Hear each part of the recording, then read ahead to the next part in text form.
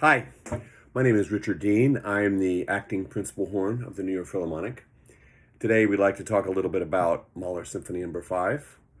You know, there are a ton of great, beautiful solos written for the solo horn in our repertoire. There's Tchaikovsky's Symphony No. 5, Bruckner 4, Till Eulenspiegel, Ein Heldenleben. The list goes on and on, but the one that contains the most emotional breadth for me is Mahler's Symphony No. 5, and especially in the third movement, which contains what they call an obbligato horn part, where the solo horn takes on a sort of a more exaggerated solo role. This solo in the third movement runs the gamut of emotional expression from pathos, tenderness, comedy, aggression, everything in between.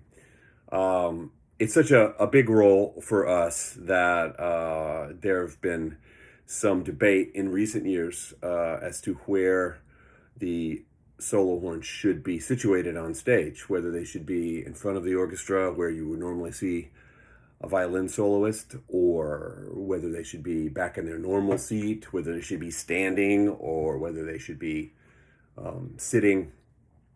In our performance here, we opted for the solo player, the obbligato player, as Mahler says in his score, to be situated in the normal seat in the back of the orchestra. There's one other element that's really interesting where the horn player is asked, and you guys have probably seen this a lot, where the horn players are asked to hold their bells up in the air, the German Schalltricher auf, bells up.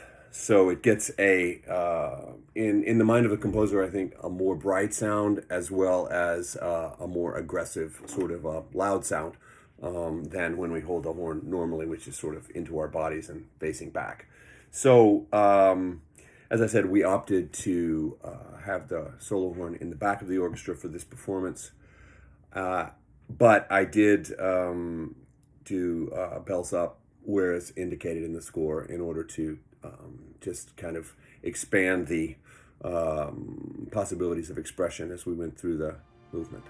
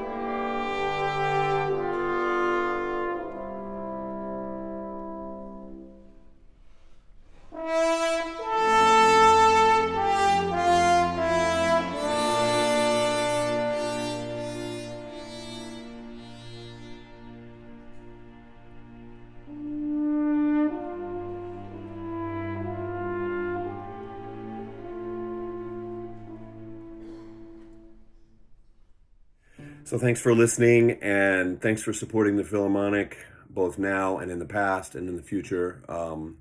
We can't wait to see you when we go back to Geffen Hall, and can't wait to start performing again live. Thanks again.